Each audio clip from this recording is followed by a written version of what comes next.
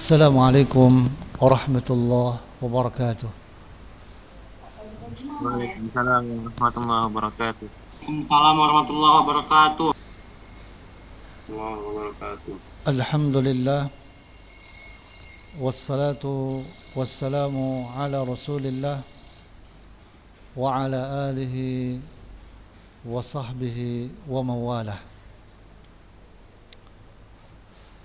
Anak-anak Ustaz yang Ustaz cintai dan Ustaz banggakan, mari kita bersyukur kepada Allah Tabaraka wa Ta'ala atas seluruh nikmat dan karunia-Nya yang masih Ia berikan kepada kita.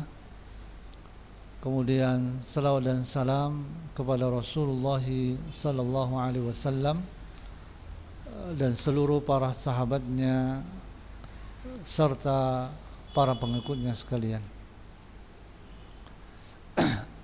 Anak Ustaz yang saya cintai, kaifa halukum? Khair alhamdulillah. Iya. Alhamdulillah. Khair alhamdulillah. Ya, anak-anak Ustaz, pada hari ini kita masih membahas hadis yang ke-36.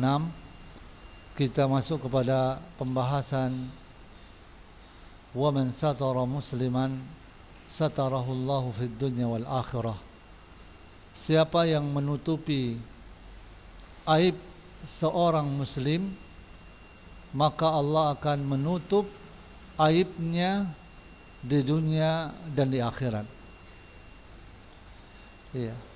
Dalil-dalil yang serupa seperti ini ya sangat banyak dan sungguh telah diriwayatkan dari salah seorang ulama salaf, di mana ia berkata, aku pernah berjumpa dengan kaum yang tidak mempunyai aib. Kemudian mereka menyebutkan aib-aib manusia. Lalu manusia menyebutkan aib-aib mereka. Aku juga pernah bertemu kaum yang mempunyai aib-aib. Kemudian mereka menjaga aib-aib manusia, maka aib-aib mereka pun dilupakan. Nabi SAW pernah bersabda, ya ma'asyara man amana bilisanihi wa lam yadkhulil iman qalbah, la taqtabul muslimin wa la tattabi'u awratihim fa innahu man ittaba'a awratihim yattabi'illahu azza wa jalla awratah wa man yattabi'illahu awratahu yafdahu fi baitih. Nabi SAW bersabda, wahai orang-orang yang beriman dengan lidahnya tetapi iman tidak masuk ke dalam hatinya, kalian jangan menggunjing kaum muslimin, jangan mencari aib-aib mereka, karena siapa mencari aib-aib mereka, maka Allah akan mencari-cari aibnya. Siapa aibnya dicari-cari Allah, maka Allah akan membukakan aibnya dan mempermalukannya meskipun ia berada di dalam rumah. Ya. Jadi hadis ini menjelaskan kepada kita bahwa siapa yang menutupi aib seorang muslim, maka Allah akan menutupnya di dunia dan di hari akhirat. Kemudian selanjutnya Nabi SAW bersabda, wallahu fi auni al-'abdi ma kana al-'abdu fi auni akhihi. Allah akan menolong hambanya selama hamba tersebut menolong saudaranya. Dalam hadis yang lain Nabi SAW bersabda, wa man kana fi hajati akhihi kana Allah fi hajatihi. Siapa menolong kebutuhan saudaranya, maka Allah senantiasa menolong kebutuhannya. Nabi SAW memerintahkan agar umat Islam saling tolong menolong dalam kebaikan,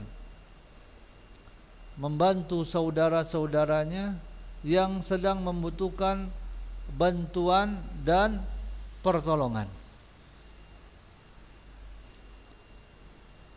Ya, tolong menolong ini telah diwajibkan. Dan tolong menolong ini juga telah dilaksanakan oleh para salafus saleh. Ya, bagaimana seorang Umar bin Khattab radhiyallahu an sering mendatangi para janda, kemudian mengambil air untuk mereka pada malam hari. Pada suatu malam Umar dilihat Tolha masuk ke rumah seorang wanita. Kemudian Tolha masuk ke rumah wanita itu pada siang harinya. Ternyata wanita itu wanita tua, kemudian buta dan lumpuh. Ya, Tolha bertanya kepada wanita ini, apa yang diperbuat laki-laki tadi malam itu terhadapmu? Yang dia maksud itu Umar bin Khattab. Wanita itu menjawab, orang itu sejak waktu yang lama datang kepadaku dengan membawa sesuatu yang membuatku baik dan mengeluarkan gangguan dariku. Tolha berkata, semoga ibumu selamat. Maksudnya ini kalimat yang nada heran.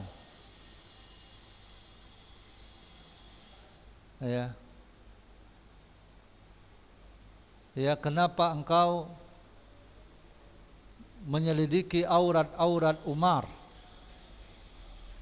Maksudnya, kenapa aku tidak mengikuti jejaknya Umar dalam kebaikan? Wallahu a'lam.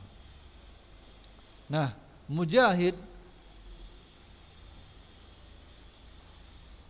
rahimahullahu ta'ala berkata, aku pernah menemani Ibnu Umar radhiyallahu an di perjalanan untuk melayaninya. Namun justru dialah yang melayaniku. Nah, banyak di antara orang-orang yang saleh memberi syarat kepada sahabat-sahabatnya di perjalanan agar ia melayani mereka. Ya, diriwayatkan dari Anas radhiyallahu an, dia berkata, kami bersama Nabi SAW di perjalanan. Di antara kami ada yang berpuasa dan ada yang tidak berpuasa. Di hari yang panas kami berhenti di suatu tempat. Orang yang paling terlindung dari panas adalah pemilik pakaian. Dan ada di antara kami yang berlindung diri dari terik matahari dengan tangannya. Orang-orang yang berpuasa pun jatuh, sedang orang-orang yang tidak berpuasa tetap berdiri. Mereka memasang kemah dan memberi minum kepada unta-unta. Kemudian Rasulullah SAW bersabda, pada hari ini orang-orang yang tidak berpuasa pergi dengan membawa pahala. Ya, pergi dengan membawa pahala. Kemudian kelanjutan daripada hadis di mana Nabi SAW bersabda, "Wa man salaka tariqan yaltamisu fihi 'ilman, sahalallahu lahu bihi tariqan ilal jannah." Barang siapa menempuh jalan untuk mencari ilmu, maka Allah memudahkannya jalan ke surga. Ya.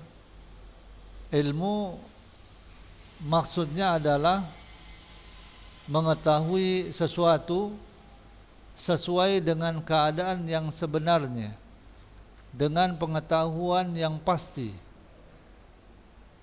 Secara istilah, sebagian ulama mengatakan ilmu itu adalah ma'rifah, pengetahuan, sebagai lawan dari al-jahal, kebodohan. Menurut ulama lainnya, ilmu sudah jelas, tidak perlu didefinisikan lagi. Nah, adapun ilmu yang kita maksudkan di sini adalah ilmu syar'i, yaitu ilmu yang diturunkan oleh Allah kepada Rasulnya berupa keterangan dan petunjuk. Maka ilmu yang di dalamnya terkandung pujian dan sanjungan adalah ilmu wahyu, yaitu ilmu yang diturunkan oleh Allah Tabaraka wa Ta'ala. May yuridillahu bi khairan yufaqihu fid din. Barang siapa yang dikehendaki kebaikan oleh Allah, dia akan menjadikannya faham tentang agamanya. Dan ilmu ada yang bermanfaat dan ada pula ilmu yang tidak bermanfaat. Adapun ilmu yang bermanfaat seperti yang telah dijelaskan oleh Syekhul Islam Ibn Taimiyah, ilmu yang dibangun di atas dalil. Ilmu adalah apa yang dibangun di atas dalil. Dan ilmu yang bermanfaat adalah ilmu yang dibawa oleh Rasulullah sallallahu alaihi wasallam. Inilah ilmu yang bermanfaat. Dan Ibnu Rajab Al-Hambali rahimahullah ta'ala mengatakan ilmu yang bermanfaat ini menuntun kepada dua perkara. Ya, ilmu yang bermanfaat itu menuntun kepada dua perkara. Yang pertama, mengenal Allah dan segala apa yang menjadi hak Allah. Yang kedua, mengetahui segala apa yang diridhai dan dicintai Allah Subhanahu wa taala dan segala apa yang dibenci dan dimurkai Allah Subhanahu wa taala, baik berupa keyakinan, perbuatan yang lahir dan batin beserta ucapan.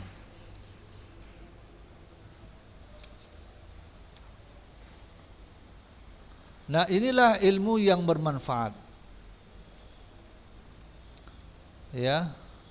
Dan Al-Imam Al-Auza'i rahimahullahu taala mengatakan bahwa ilmu itu apa yang datang dari para sahabat Nabi. Adapun yang datang dari selain mereka itu bukanlah ilmu. Al-Imam Ibnu Qayyim Al-Jauziyah rahimahullah ta'ala telah berkata sebagian ahlu ilmi, ilmu adalah firman Allah, sabda Rasulullah SAW dan perkataan sahabat.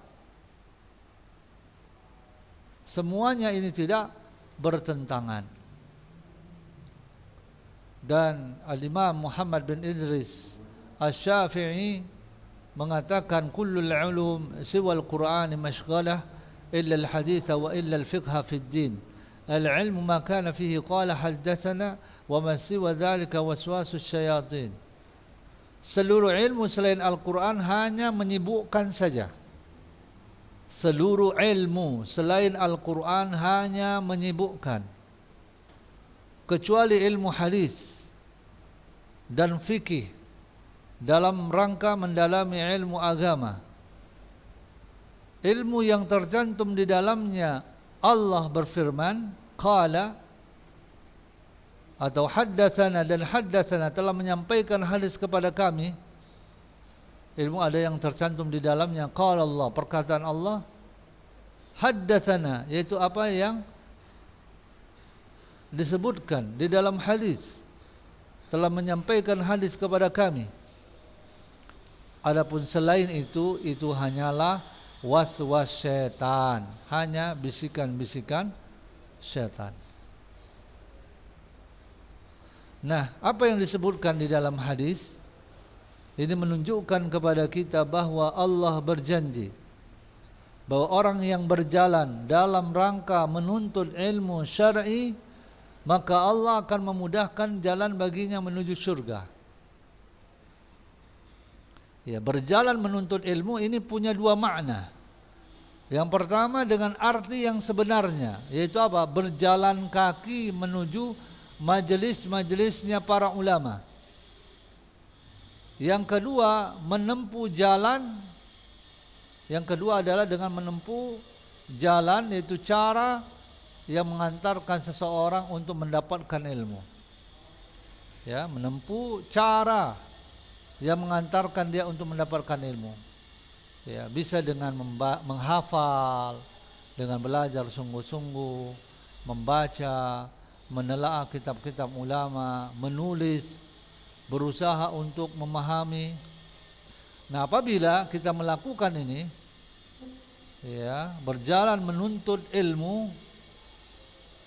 dengan makna yang sebenarnya, yaitu mendatangi halaqah-halaqah ta'lim, dan juga bisa dengan menempuh cara yang mengantarkan kita mendapatkan ilmu, maka Allah akan mudahkan kita jalan menuju surga. Ya, ya, Allah akan mudahkan bagi kita jalan menuju surga.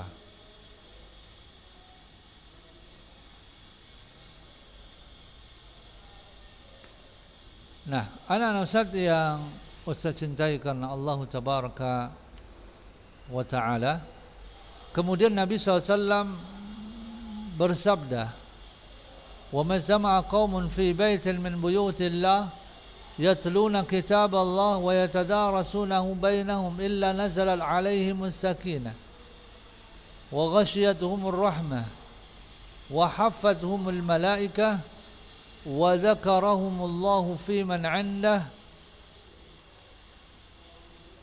Dan tidaklah suatu kaum duduk di salah satu rumah Allah, masjid,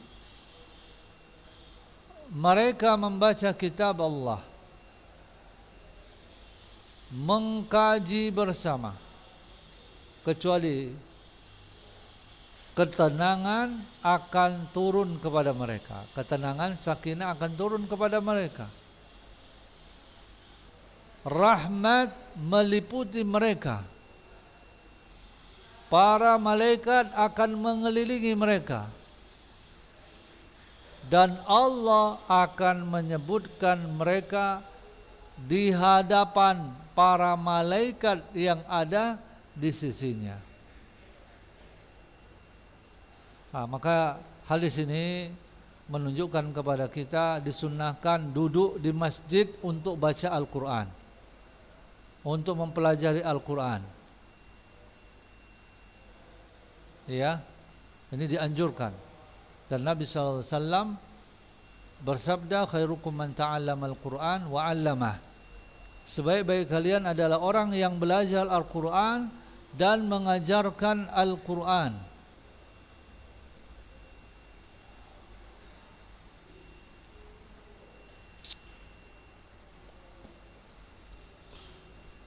Anak-anak Ustaz yang Ustaz cintai karena Allah Subhanahu wa Ta'ala, jadi orang yang satu kaum yang duduk di rumah Allah, membaca Al-Quran, mengkaji Al-Quran, ya, maka mereka akan diberikan ketenangan, ya, diberikan ketenangan. Nah, inilah keutamaan daripada kita membaca, mempelajari Al-Quran di masjid. Allah akan turunkan ketenangan. Kemudian yang kedua akan diliputi rahmat. Ya, diliputi rahmat, dan rahmat Allah SWT sangat dekat dengan orang-orang yang berbuat kebaikan, dan salah satu kebaikan yang besar adalah mempelajari Al-Quran. Kemudian yang ketiga, para malaikat akan mengelilingi mereka. Ya, malaikat akan mengelilingi mereka. Nah, jadi orang yang duduk dalam majelis ilmu, mengkaji Al-Quran, akan dikelilingi malaikat. Kecuali jika majelis tersebut adalah majelis bid'ah, ya, majelis zikir, tapi zikirnya zikir yang bid'ah, dengan cara-cara yang bid'ah. Atau majelis ilmu, tapi ilmu yang diajarkan itu menyimpang dari Al-Quran dan hadis, penuh dengan kebid'ahan, kesesatan. Ini malaikat enggak mau berada di dalam majelis itu. mereka akan bubar, karena itu akan menyakiti hati-hati mereka.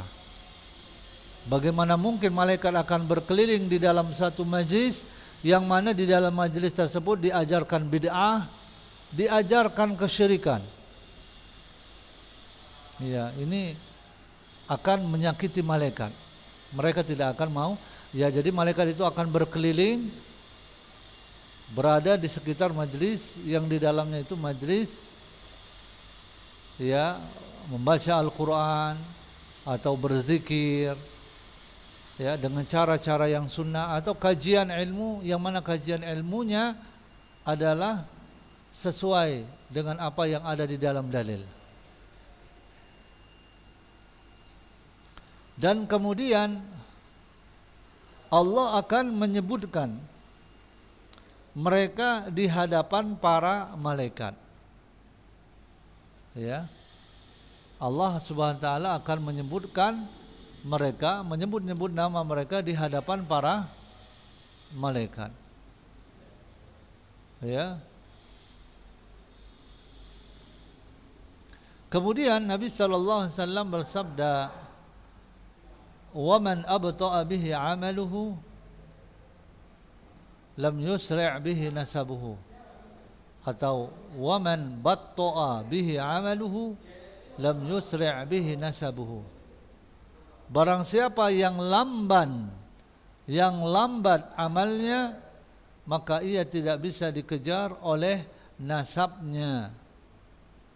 Ya, oleh nasabnya. Siapa yang lambat amalnya, maka ia tidak bisa dikejar oleh nasabnya. Nah, amal saleh ini yang akan mengantarkan seseorang kepada derajat yang tertinggi di akhirat. Walikullin darajatum mimma 'amilu wa ma rabbuka bighafilin 'amma ya'malun. Dan masing-masing orang ada tingkatannya sesuai dengan apa yang mereka kerjakan. Dan Rabbmu tidak lengah terhadap apa yang mereka kerjakan. Maka siapa yang amalnya itu lamban untuk mencapai tingkatan yang tinggi di sisi Allah, maka ia tidak bisa dipercepat oleh nasabnya untuk mendapatkan tingkatan-tingkatan itu. Karena Allah menentukan pahala karena amal perbuatannya, bukan karena nasabnya. Ya, bukan karena nasabnya. Ya, Allah Subhanahu wa taala memerintahkan kita untuk bersegera kepada ampunan Allah dan rahmat Allah Subhanahu wa taala dengan amal saleh. Wasari'u ila maghfiratin min rabbikum wa jannatin 'arduha as-samawati wal ard u'iddat lil muttaqin alladzina yunfiquna fis sarra wad dharra wal kadhimina al ghaidh wal 'afina 'anil nas wallahu yuhibbul muhsinin.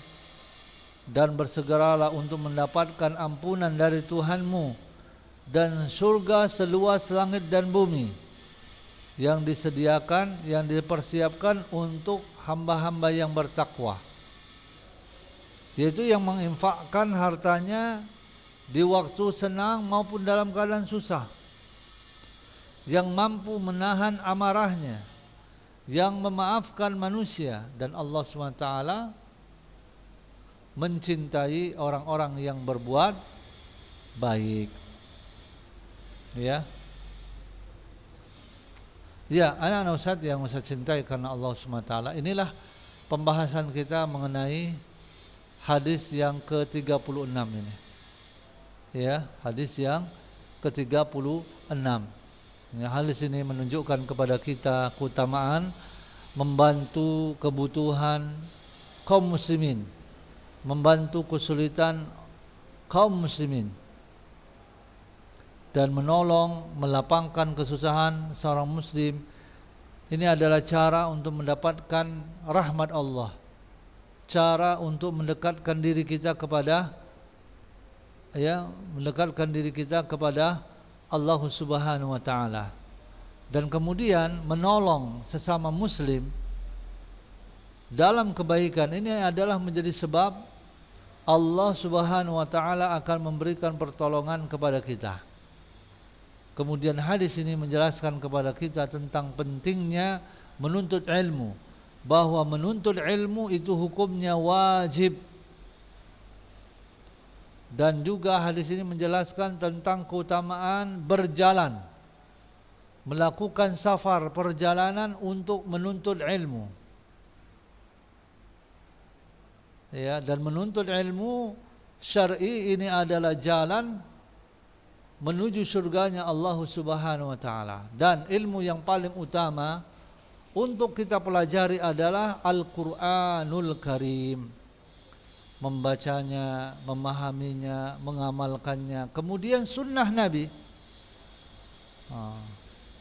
Keduanya ini harus kita fahami dengan benar. Karena Al-Quran itu sangat membutuhkan sunnah Nabi SAW yang merupakan sebaik-baik tafsir untuk Al-Quranul Karim. Ya. Kemudian hadis ini menjelaskan kepada kita bahwa membaca Al-Quran, mempelajari Al-Quran ini akan bisa membawa kepada ketenangan, rahmat. Malaikat akan mengelilingi kita dan kita akan disebut-sebut nama kita oleh Allah SWT di hadapan para malaikatnya. Ya, kemudian hadis ini menjelaskan kepada kita bahwasannya kebahagiaan yang abadi itu adalah dengan amal saleh, bukan berdasarkan garis keturunan. Ya, kebahagiaan yang abadi itu sangat bergantung dengan amal saleh, bukan dengan garis keturunan. Meskipun dia keturunan Nabi, ya, keturunan Nabi Muhammad SAW, namun dia tinggalkan amal, dia tinggalkan sunnah, dia tinggalkan tauhid, dia melakukan kesyirikan, tinggalkan sunnah, melakukan bid'ah, maka ini adalah kesengsaraan baginya. Kemudian terakhir, bahwa kemuliaan di sisi Allah itu adalah dengan takwa dan amal saleh, bukan dengan nasab, ya, garis keturunan, dan juga bukan karena harta. Nah, kita cukupkan saja pembahasan kita pada hari ini, yaitu berkenaan hadis yang ke-36, dan insyaallah kita akan melanjutkan selanjutnya ke hadis yang ke-37 insyaallah pada minggu depan. Ya, mungkin ini saja yang bisa Ustaz sampaikan. Lebih dan kurang Ustaz mohon maaf. Wassallallahu ala nabiyina Muhammad wa ala alihi wasallam. Wassalamualaikum warahmatullahi wabarakatuh. Waalaikumsalam warahmatullahi